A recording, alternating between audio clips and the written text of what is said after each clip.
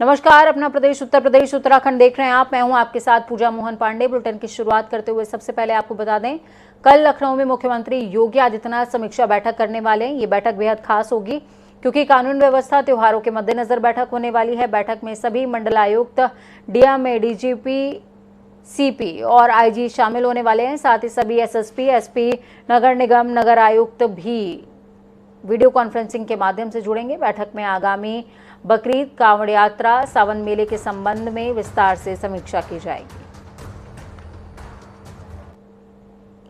तो वहीं देश में चल रहे संवेदनशील माहौल के बीच आगामी त्योहारों को शांतिपूर्ण ढंग से संपन्न कराने के लिए और जनता में विश्वास बनाए रखने की कवायद में कमिश्नरेट पुलिस लगातार सड़कों पर उतर के जनता से रूबरू हो रही है।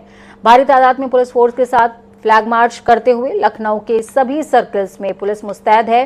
नॉर्थ जोन में फ्लैग मार्च के दौरान एडीसीपी नॉर्थ से हमारे संवाददाता ने खास बातचीत की है, सुनिए।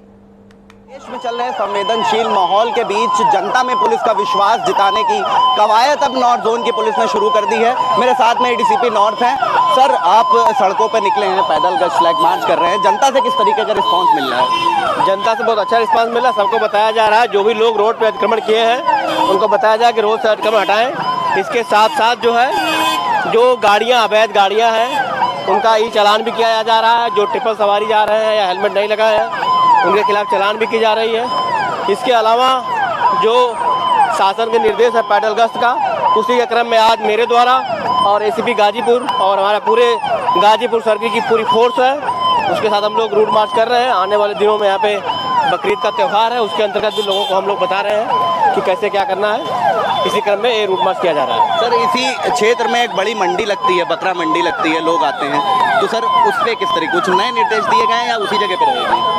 अभी उसको देखा जा रहा है। मेरे द्वारा भ्रमण भी किया जाएगा उस क्षेत्र का, उसके लिए भी हम लोग आए हुए हैं। उसको भी देखेंगे कि उसमें क्या कर सकते हैं, क्योंकि वो परंपरागत मंडी वहाँ लगती रही है, तो सभी पक्षों से बातचीत करके उसका जो है मंडी के विषय में कार्रवाई की जाएगी। सर, देश का माहौल कहीं ना कहीं संवेदनशील चल रहा है, इसीलिए जो पुलिस है वो सड़कों पर उतर के जनता में विश्वास बनाने की कवायद कर रही है। जनता के लिए क्या कहेंगे दोनों? जनता से यही कहेंगे कि किसी भी अफवाह पर ध्यान न दें।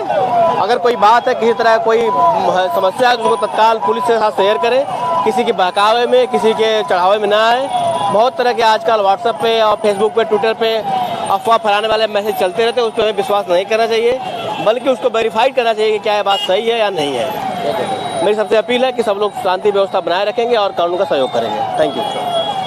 तो ये एडीसीपी नॉर्थ अमित कुमार जी थे, जिन्होंने साफ तौर से कहा है कि जनता में विश्वास जता रही है पुलिस, और जो संवेदनशील माहौल चल रहा है इस वक्त देश में, उससे लोगों को घबराने की जरूरत नहीं है, क्योंकि कहीं ना कहीं उत्तर प्रदेश पुलिस और नॉर्थ जोन की पुलिस उनके साथ है।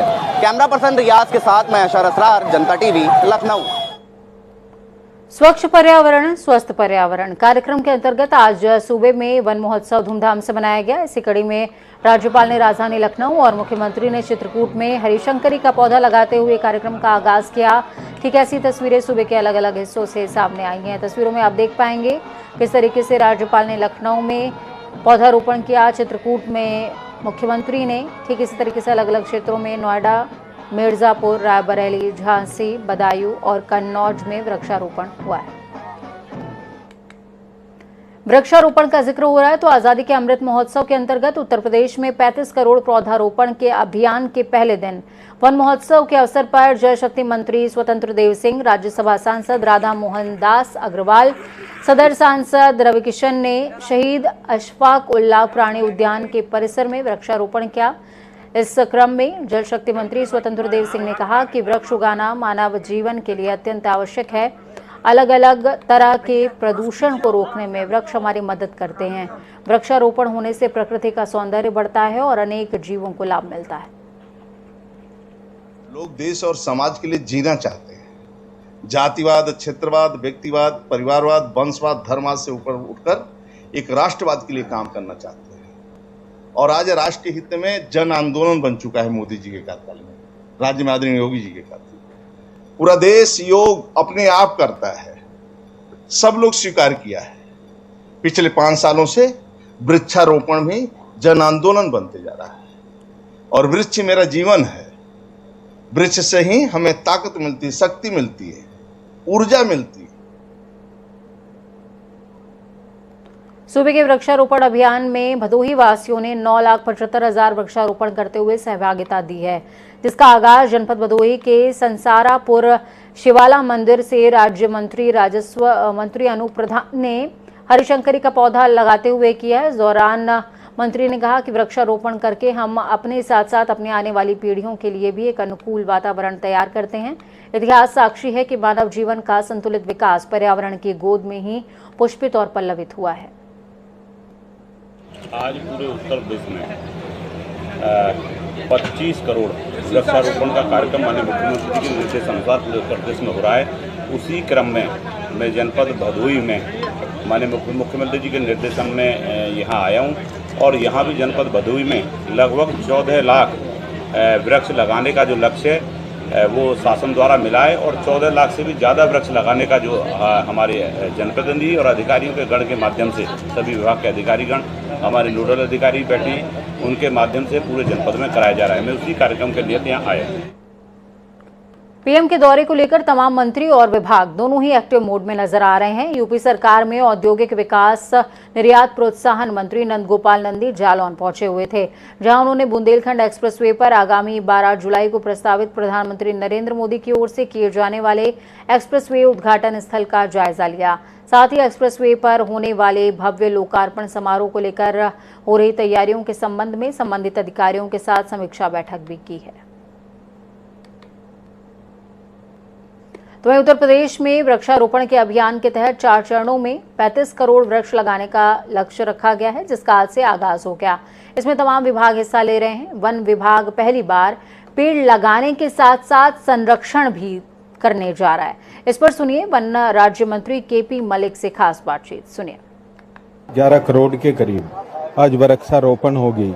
मैं आपको माध्यम से धन्यवाद करना चाहूँगा समस्त इस जिन्होंने पार्टिसिपेट किया, इसमें उन्होंने हमारा विशेष सहयोग दिया और उम्मीद करता हूँ कि भविष्य में भी ये आने वाले कल को देखते हुए और भविष्य को देखते हुए और हमारा सहयोग करने का काम करेंगे। सर, वृक्ष लगाने के साथ साथ बचाना एक बहुत बड़ी चुनौती है। लोगों से किस तरीके से अपील कर रहे हैं? पहले की बजाय अब की बार अलग से एक व्यवस्था हमने दी है, जहाँ वृक्षारोपण होगा उसके रख रखाव की व्यवस्था भी उसके पास के पड़ोसी को या किसको दी जाएगी, उसे अनाथ नहीं छोड़ा जाएगा। शुक्रिया सर।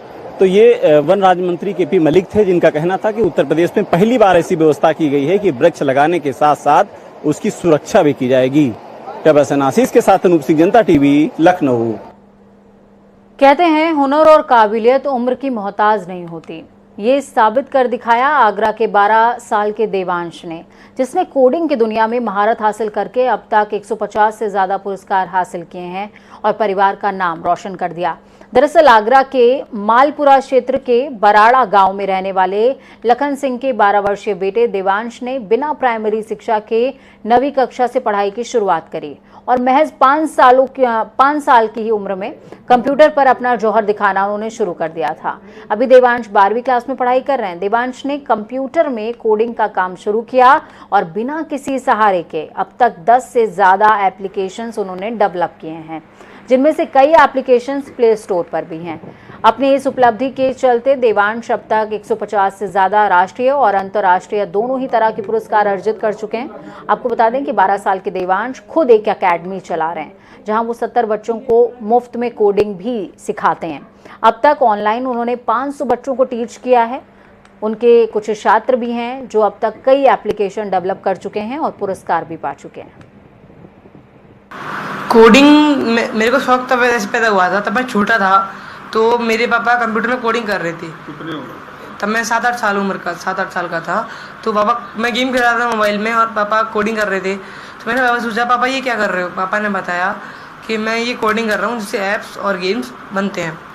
तो पापा ने मुझे बताया उससे गेम्स और ऐप बनते हैं। तो मैंने ट्राई किया अपने हिसाब से, इंटरनेट पर गया, मैंने कोडिंग सीखी और अभी मैं 12 लैंग्वेज जानता हूँ कोडिंग के अंदर। HTML, CSS, JavaScript, web development पूरा जानता हूँ, फ्रंट डेवलपमेंट जानता हूँ और डाटाबेस PHP, पेज में माई एडमिन, मोजेंगो जानता हूँ अभी।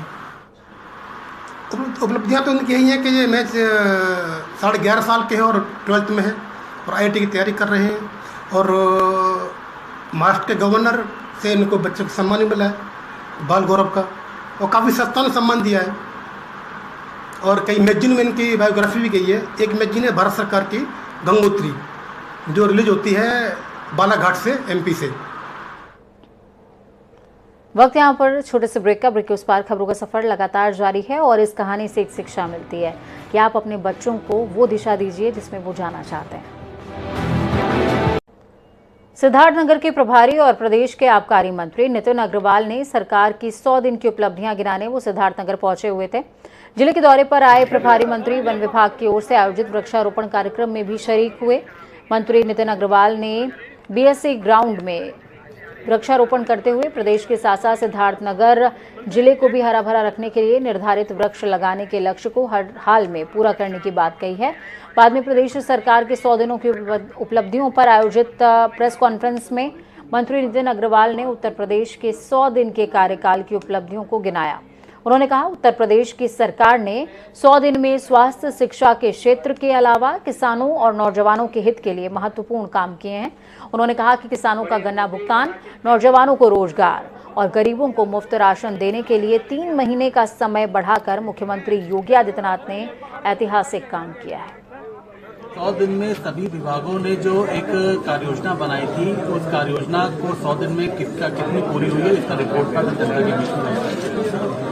जैसा कि मैंने आपको बताया, एक रोजगार एक बड़ा मुद्दा हमारी सरकार के लिए था और है भी।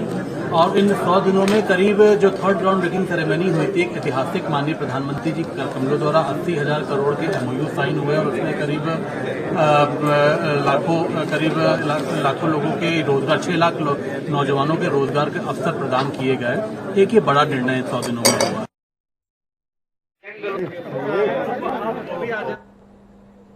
इलाहाबाद हाईकोर्ट की लखनऊ खंडपीठ ने सख्त टिप्पणी करते हुए कहा कि संसद और भारत निर्वाचन आयोग को राजनीति से अपराधियों को बाहर करने के लिए समुचित कदम उठाने की जरूरत है।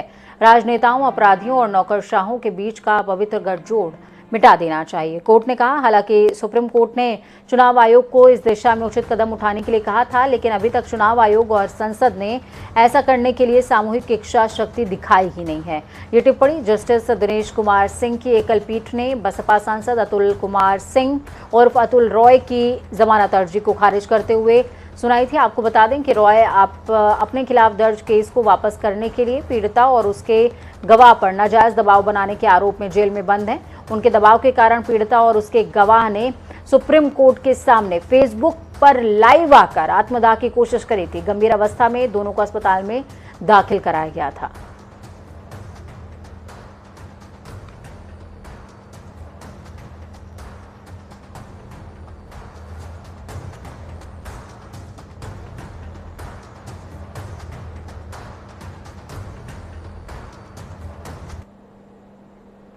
वहीं आज मंगलवार के मद्देनजर मुख्यमंत्री पुष्कर सिंह धामी ने देहरादून में हनुमान चौक स्थित प्राचीन हनुमान मंदिर में मत्था टेककर बजरंगबली का आशीर्वाद लिया। इस दौरान उन्होंने प्रदेश की समृद्धि और आर्थिक खुशहाली की कामना की। तस्वीरों में आप देख सकते हैं मुख्यमंत्री पुष्कर सिंह धामी किस तरीके से बजरंगबली के चरणों में मत्था टेकते नजर आ रहे हैं। तो देहरादून के सचिवालय स्थित कक्ष में सूचना विभाग की समीक्षा बैठक विशेष प्रमुख सचिव अभिनव कुमार ने ली। बैठक में मुख्य रूप से नई फिल्म नीति 2022 के संबंध में उन्होंने निर्देश दिए हैं कि फिल्म निर्माण उत्तराखंड राज्य के विशेष संदर्भ में व्यवहारिक और सरल बनाया जाए। इसका उद्देश्य राज्य में ज्यादा से ज्यादा फिल्मों की शूटिंग हो, रोजगार के साधन सृजित हों, साथ ही कलाकारों को लाभ हो और प्रदेश का पर्यटन भी बढ़े। तो वहीं उत्तराखंड सरकार की ओर से खेल को बढ़ावा देने के लिए लगातार काम किए जा रहे हैं। इसके साथ ही खिलाड़ियों को प्रदेश स्तर से लेकर राष्ट्रीय स्तर तक खेलने का मौका भी सरकार दे रही है। खेल मंत्री रेखा आर्या ने खेल विभाग की समीक्षा बैठक के दौरान कहा कि प्रदेश में स्पोर्ट्स डेवलपमेंट फंड बनाया जाएगा ताकि खेल विभाग वित्तीय रूप से सशक्त बन सके। मंत्री ने बताया केरल, हरियाणा और ओडिशा राज्यों में ये व्यवस्था लागू है। उन्होंने अधिकारियों को इन राज्यों के स्पोर्ट्स डेवलपमेंट फंड का अध्ययन करने के निर्देश दिए हैं ताकि खेल विभाग के लिए CSR और अन्य मद से वित्तीय प्रबंधन हो सके, जिससे खिलाड़ियों को जरूरी संसाधन उपलब्ध हों। हम लोग माननीय मुख्यमंत्री जी से बात करते हुए स्पोर्ट्स डेवलपमेंट फंड करके जो है एक हम लोग व्यवस्था हम लोग दे, जिसमें कि जिसमें कि खेल विभाग के लिए वित्तीय प्रबंधन जो है, चाहे वो CSR के मद से हो, चाहे वो अन्य मद से हो, वहाँ आ सके और खेल विभाग उस मद का उपयोग खिलाड़ियों के हित में कर सके और बार बार जो है उसके लिए वित्त विभाग के चक्कर ना काटने पड़े या वित्त में लंबित ना होने पाए। कई बार खिलाड़ियों की इनाम राशि हम लोग घोषित करते हैं और लेकिन वित्त में इतना लंबा समय लग जाता है कि 4-5 साल बीत जाते हैं, खिलाड़ी को उसकी इनाम धनराशि या प्रोत्साहन धनराशि नहीं मिल पाती है। तो इस प्रकार के प्रकरण ज़्यादा होने के कारण हमने इस पर विचार बनाया है। पीएम मोदी देश के कई शहरों को स्मार्ट सिटी के तौर पर तब्दील करने को लेकर दृढ़ संकल्पित दिखाई देते हैं, तो वहीं सरकारी सिस्टम स्मार्ट सिटी योजना को कुबेर का खजाना समझ रहा है। स्मार्ट सिटी के नाम पर अधिकारी जनता की गाढ़ी कमाई का जमकर दुरुपयोग कर रहे हैं। हम ये क्यों कह रहे हैं, उसके लिए आपको ये रिपोर्ट देखनी होगी। देखिए,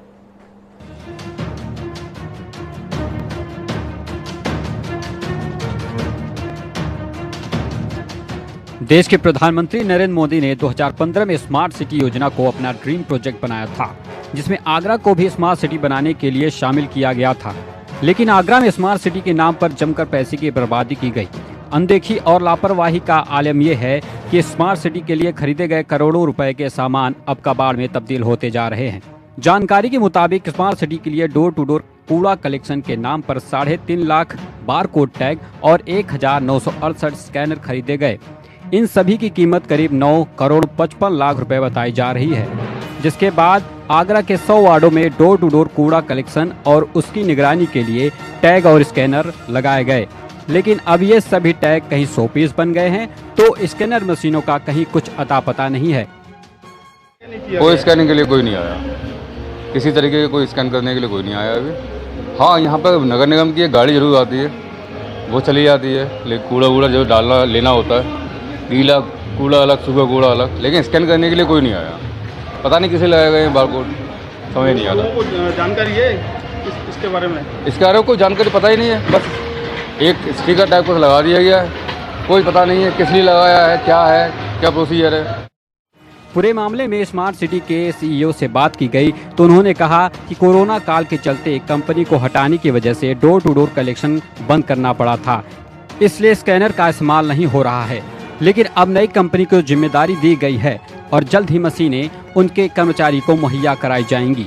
जो कंपनी है वो निःशुल्क हमको QR कोड लगाकर दे रही है और जो स्कैनिंग की कार्यवाही है वो भी हम लोगों ने ताजगंज के जोन में भी शुरू कर दी है और आने वाले समय में, चूँकि अभी एजेंसी नहीं आई है डोर टू डोर की, तो उनको भी स्कैनर और बारकोड और QR कोड जो है वो हम लोग उपलब्ध करा रहे हैं। तो आने वाले समय में जो भी घर से कूड़ा उठाया जाएगा उन घरों से स्कैन करते हुए बारकोड और QR कोड को यहाँ पर रिपोर्ट ICCC में सीधी देखी जा सकेगी।